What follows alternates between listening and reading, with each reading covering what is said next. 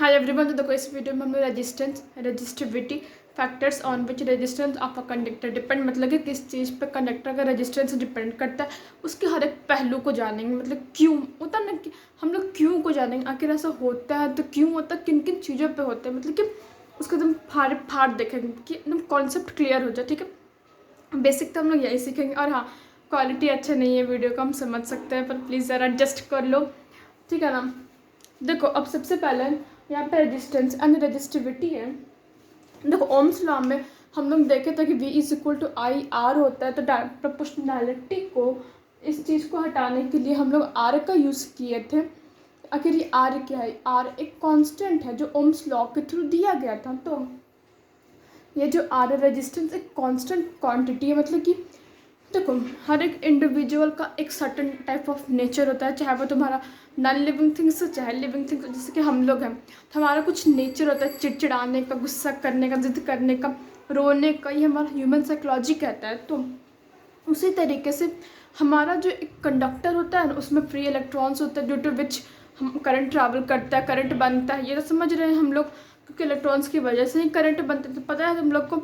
तो उसको देखो, जैसे कि इधर इलेक्ट्रॉन फ्लो कर रहे हैं, उसको जो चीज़ अपोज कर, देखो मान लो कि तुम इमेजिन दिमाग में इमेजिन करो कि ये तुम्हारा कंडक्टर है, इस कंडक्टर के अंदर कुछ इलेक्ट्रॉन्स मूव कर रहा है। तो वो जो मूव कर रहा है उसको कोई चीज़ ढकेल रहा है कि तुमको हम नहीं आगे बढ़ने देंगे। जैसे कि एक होता है ना, अगर कोई इंसान सक्सेस पाना चाहता है तो लोग उसको गोड़ खिंचवा होता है ना, जिसको खींचता है पीछे की ओर।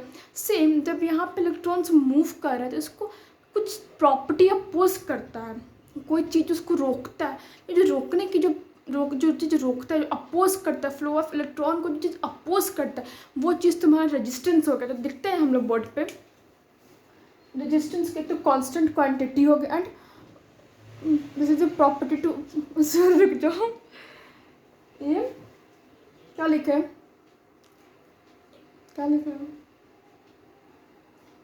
It opposes the flow of electron, sorry यार, opposes the flow of electron.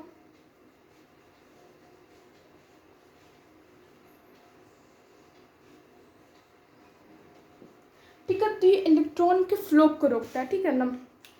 अब बात आती है कि रजिस्टिविटी क्या हो गया।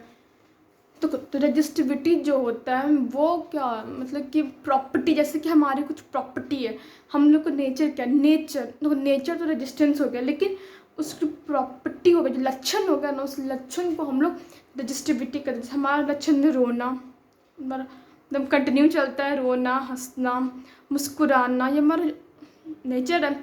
तो ये जो हमारा प्रॉपर्टी, ह्यूमन प्रॉपर्टी, ये कहता है कि रोना, हंसना, भूख लगना, ये ह्यूमन प्रॉपर्टी होगा। तो सेम ये जो अपोज करने की जो प्रॉपर्टी है, फ्लो ऑफ करंट को जो अपोज करने की जो property, this is your resistivity. देखो बोर्ड पे लिखा हुआ है कि रेजिस्टिविटी क्या, प्रॉपर्टी, अपोज करने की प्रॉपर्टी। अब हम लोग इसको देखते हैं किस चीज़ पर ये डिपेंड। अच्छा, इसका फॉर्मूला क्या होता है, तो R is equal to rho L by ए।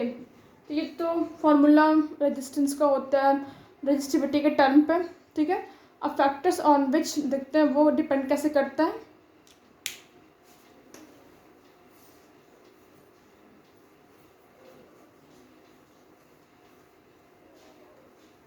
जो समझ में आ रहा है ना,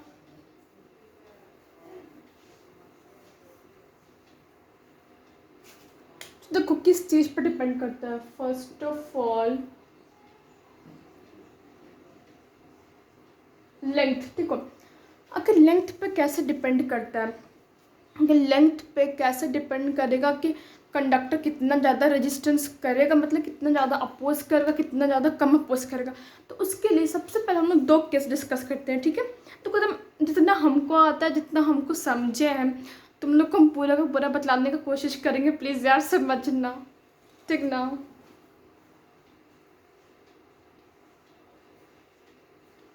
देखो ये पतला है और ये मोटा है, ठीक है। ये पतला है, ये मोटा है। तो करंट क्या होता है, करंट, व्हाट इज करंट? तो करंट क्या होता है? Current basically flow of electron होता है। तो देखो इमेजिन करो दिमाग में कि पतला सा कंडक्टर है, उसमें से करंट फ्लो कर रहा है, ठीक है। तो जब ये देखो बेसिकली समझो कि एक पतला सा पाइप, उसमें तुम पानी फेंक रहे हो, मतलब पाइप के अंदर तुम पानी फेंक रहे हो। तो जब ये पतला सा है तो उसमें पानी जाने में दिक्कत करेगा कि नहीं? तो सेम इसी तरीके से जब यहाँ से जब करंट पास करेगा तो उस करंट को जाने में दिक्कत होगा नहीं, क्योंकि देखो स्पेस क्या है, स्पेस कम है, इसका एरिया कम है। यहाँ पे क्या है, बेसिकली हम लोग क्या देखते हैं, बेसिकली हम लोग क्रॉस सेक्शनल एरिया देखते हैं। अब बोलो क्रॉस सेक्शनल एरिया क्या होता है, ये नहीं पता हमको। देखो इमेजिन करो ये हमारा कंडक्टर है, ये जो इसका जो बीच का जो गोल सा जो हिस्सा होता है, तो इसको जब हम लोग काटेंगे पीस में, जब इसको काटेंगे इधर से गोल सा कुछ निकलेगा गोल, तो वो जो गोल है वो तुम्हारा क्रॉस सेक्शनल एरिया है। तो देखो इसमें तो ये 1/a होता है, क्यों होता है? देखो अब इसका क्रॉस सेक्शनल एरिया क्या है, छोटा सा। ये पतले वाले के केस में क्रॉस सेक्शनल एरिया तुम्हारा छोटा सा है। तो जब इसमें से जब इलेक्ट्रॉन्स फ्लो करेगा तो उसको जाने में दिक्कत होगा। सोचो अब मोटा आदमी है, पतला सा घुस जाएगा तो कैसे जाएगा? तो सेम है कि जब यहाँ पे से करंट फ्लो करेगा तो उसको जाने में दिक्कत होगा। तो इसलिए यहाँ पे जो रेजिस्टेंस उसको तो फिर रेजिस्टेंस को तो होगा ही। अब देखो अगर थोड़ा सा परेशानी हो रहा तो फिर भी देखो अब यहाँ पे इसको ज़्यादा स्पेस मिल रहा है। यहाँ पे अगर तुम पानी फेंकोगे तो इसको ज़्यादा स्पेस मिल रहा है जाने के लिए, आराम से ये मूव कर सकता है वाटर यहाँ पे। तो अगर तुम यहाँ पे इलेक्ट्रॉन्स का तुम कैसे डिस्कस करोगे, इलेक्ट्रॉन्स मान लो यहाँ पे जा रहे हैं तो फिर रेजिस्टेंस क्या होता है, अपोज करता है उसको। अगर तो पतला सा इतना बड़ा सा जगह है उसको कहीं से भी मूव कर जाएगा, अगर क्योंकि यहाँ पे स्पेस ज़्यादा है ना तो वो कहीं से भी मूव करेगा कि नहीं करेगा। इसे तुम कह सकते हो ना कि रेजिस्टेंस जो होता है इन्वर्सली प्रोपोर्शनल होता है एरिया का। देखो फिर से इसको देखो, नहीं समझ में आ रहा फिर से देखो जितना आता है यार हम पूरा कोशिश कर रहे हैं बतलाने का। देखो रेजिस्टेंस जो होता है 1/a होता है, क्यों होता है? देखो अभी इसका केस में यहाँ पे एरिया क्या है, यहाँ पे क्रॉस सेक्शनल एरिया कम है, जाने में दिक्कत होगा कि नहीं होगा? जाने में जब इसको दिक्कत होगा तो रेजिस्टेंस क्या होगा, तुम्हें लोग बतलाओ क्या होगा? नहीं समझ में आ रहा क्या होगा? तो देखो यहाँ पे ये पतला सा है, जब इसमें से करंट जाना चाहेगा तो रेजिस्टेंस यहाँ पे बढ़ेगा ही ना, सही बोल रहे हैं हम। क्योंकि देखो ये जा रहा है तो इसको पतला सा एरिया है। देखो जो हीरो है वो भी वहीं पर, जो विलन है वो भी यहीं पर, दोनों पतला सा जगह है। तो फिर इमेजिन करो। अब देखो यहाँ पे भी केस में क्योंकि ये ज़्यादा एरिया है, आराम से इलेक्ट्रॉन फ्लो कर सकता है, तो रेजिस्टेंस क्या होगा, ज़्यादा तो अपना असर दिखा नहीं पाएगा। तो इस तरीके से ये 1/a होता है। टेम्परेचर पे देखते हैं। देखो कंडक्टर के मटेरियल पर भी डिपेंड करता है। अच्छा कंडक्टर होगा ज़्यादा इलेक्ट्रॉन से मूव कर पाएगा। तो हम लोग बेसिक यहाँ पे सिर्फ देख रहे हैं, ठीक है ना। देखो अब क्या था, कंडक्टर